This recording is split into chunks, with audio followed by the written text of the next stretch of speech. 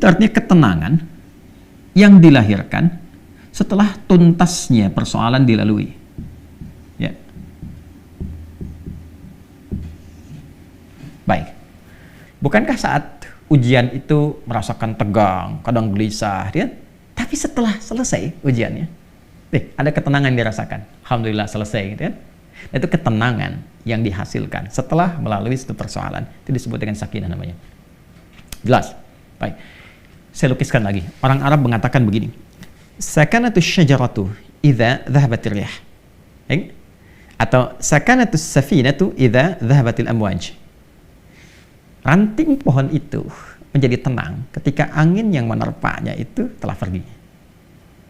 Atau mereka mengatakan kapal itu menjadi tenang ketika ombak yang menerpanya itu telah pergi. Dan airnya kembali tentram, tenang. Nah, ketenangan yang telah melalui perombang-ambingan, diombang-ambingkan ombak, pohon diterpa, naik, turun, kiri, kanan begitu. Setelah kemudian dia tenang lagi, ya, apa yang terjadi? Nah, ketenangan itu yang disebut dengan sakinah. Dan biasanya kapal yang banyak diuji dengan gelombang, bahkan gelombang besar, dan dia melewati itu menjadikan kapalnya kualitasnya lebih kuat, ya, lebih mudah menghadapi persoalan-persoalan atau bahkan gelombang-gelombang kecil setelahnya. Semakin besar, yang kecil lewat. Ya, demikian pohon. Semakin diterpa anginnya kencang, ya, dia goyang dan dia tertanam kuat, semakin kokoh akarnya. Jadi ketenangan itu bukan sekedar melahirkan ketenangan setelah gelombangnya lewat, tapi setelah itu melahirkan satu kemantapan yang dengan itu bisa mengatasi persoalan-persoalan kecil di kemudian hari atau siap untuk menghadapi tantangan lebih besar di kemudian yang lainnya. Maka itu disebut dengan sakinah. Ketika kehidupan di rumah tangga, ini yang akan saya sampaikan, disebut dengan sakinah, memberikan kesan kepada kita bahwa bukan berarti di rumah tangga itu akan hampa dari persoalan. Akan selalu ditemukan persoalan. Ini cara memahaminya. Jadi kalau tidak dipelajari dulu ini, nanti kaget. Bukan berarti nggak ada masalah. Rumah tangga itu pasti ada masalah. Ya, yang paling ideal kan rumah tangganya Rasulullah SAW. Tapi coba lihat, apakah dalam kehidupan rumah tangga Nabi tidak ada masalah? Jangan salah, banyak persoalan, ya kan? Tapi dengan persoalan itu turun panduan pada kita. Turun ayat, turun hadis, mengatasi ini bagaimana, ya, kalau salah persoalan pemahaman bagaimana, salah komunikasi bagaimana, meluruskan yang ini bagaimana, kalau ingin cari teman cerita ke siapa, kalau mengadu belum ketemu suami istri ke siapa mengadunya, ada semuanya. Gitu. Dan pahami ketika Allah menitipkan satu persoalan dalam kehidupan rumah tangga, pada hakikatnya bukan ingin menjadikan kehidupan rumah tangganya bermasalah, tapi Allah ingin memberikan satu ketenangan, kedamaian, ya, yang dihasilkan setelah tuntas persoalan yang dimaksudkan. Makanya kehidupan rumah tangga kan kalau sudah masalahnya tuntas lebih tenang dari sebelumnya kan, ya, dan dahsyatnya lebih mengerti tentang sifat-sifat pasangan atau dalam keluarga. Setelah itu punya ilmu yang baru, punya pengetahuan yang baru, masukan yang baru, ilmu yang baru untuk mengatasi tantangan berikutnya. Itu dahsyatnya. Tapi problemnya begini, bagaimana cara kita bisa mengatasi persoalannya dengan mudah? Dan karena tidak sedikit masalah-masalah kecil di rumah tangga, ya kan, bisa menjadi besar dan menyebabkan persoalan serius ketika, maaf, seseorang tidak mengetahui cara menyelesaikannya. Yang ditampilkan kadang-kadang, ya, boleh jadi egonya. Yang ditampilkan kadang-kadang boleh jadi statusnya, bahkan juga hartanya, kedudukannya, dan sebagainya. Itu bukan solusi, teman-teman. Sepanjang ditampilkan kemampuan kemanusiaannya, maka sifat manusia selalu ingin bertahan dengan apa yang dimilikinya. Suami bicara A, istri bicara B. Ya, ayah bicara A, anak pun bicara B. Demikian seterusnya.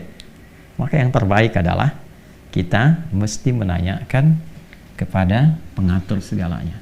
Ini. Ya. Maka ketika dikembalikan, nih, sakinah itu kan sifat jiwa. Ya kan? Ketenangan itu kan sifat jiwa.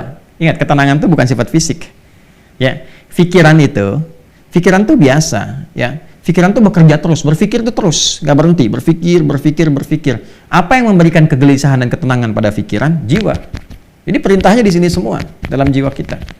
Kalau dia gelisah berarti dari nafsu, ya kan? Kalau dia tenang, nyaman berarti dari takwanya. Itu di jiwanya. Jadi pikiran itu normal saja. Dia beraktivitas. Seperti fisik pun diperintahkan. Fisik tuh gimana perintah dari pikiran saja. Ya, Nah, apa yang memerintahkan pikiran dan mengisinya untuk mengarahkan apa yang harus dilakukan itu, maka itu dari jiwa. Maka itu saya sering katakan, jiwa yang tenang akan melahirkan pikiran yang cemerlang dan aktivitas yang membahagiakan. Itu poinnya. Boleh bikin status tuh. Ya. Nah, balik ke sini. Karena ketenangan sifat jiwa, yang punya jiwa siapa? Yang punya nafas siapa? Allah. Ya. Makanya sering kita katakan kan, ya, mengikuti doa Nabi sallallahu alaihi wasallam, ya muqallibal qulub, ya tsabbit qulubana ala dinik, ala iman.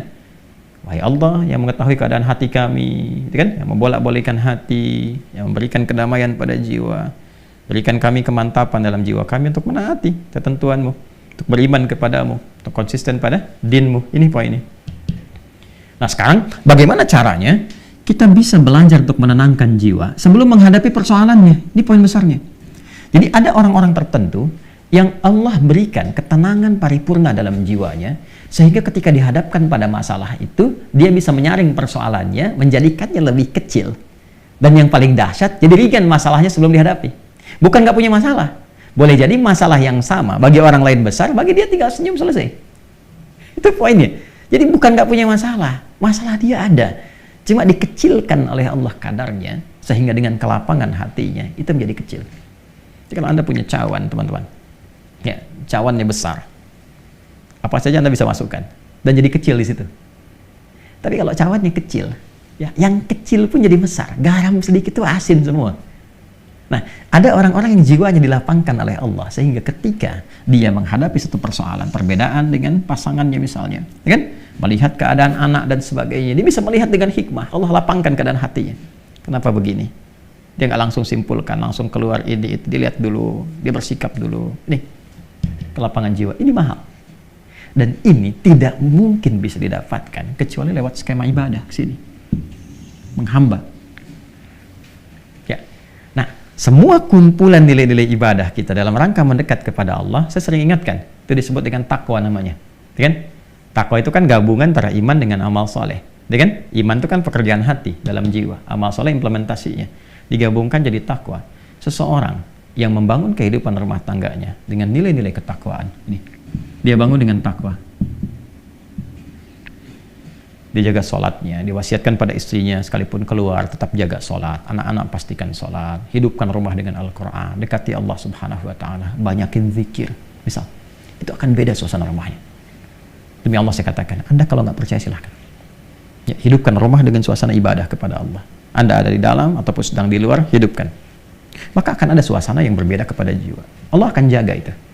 Ya, ketika takwa meningkat, bahkan diringankan persoalan. Sebelum ada masalah, solusi datang. Sehingga masalah jadi ringan. Itu yang dimaksud Quran, surah ke-65, di akhir ayat kedua. At-Talaq, ayat kedua. At-Talaq itu kan satu masalah yang tinggi, ya, yang tidak mudah diatasi. Ya, bahkan dalam kondisi yang paling rumit pun ketika Anda mendekat kepada Allah, Allah ringankan dan berikan solusi yang jernih. Berpikirnya jernih sekali. Tahu apa yang harus dilakukan. Ya kan? Maka apa yang terjadi? Wa may yattaqillaha yaj'al lahu makhraja. Siapapun yang mampu membangun ketakwaannya kepada Allah, dan dia naikkan lagi, ya kan? Maka apa yang terjadi? Yaj'al lahu makhraja. Allah berikan jalan keluar dari setiap persoalan yang ia alami. Apalagi kalau pasangan itu kompak. Ya kan? Ya, mungkin nggak bersama-sama dalam beberapa kesempatan, tapi memberikan wasiat, bangunkan istri, anak-anak, ingatkan sebelum pergi, kan, dan sebagainya. Itu pasti tuh. Ya, dari sekian banyak persoalan, ketika ditumpahkan di atas sajadah, dia mengecil dan curhatnya kepada Allah. Innama ashku bathi wa huzni ila Allah. Demikian ya nasihat dari Nabi Ya'qub alaihissalam yang diabadikan Quran surat Yusuf itu kan. Kalau mau curhat ke Allah. Sampaikan. Dan akan cenderung bahagia. Ketakwaan membangun kebahagiaan. Quran surah kedua di akhir ayat 180. Itu artinya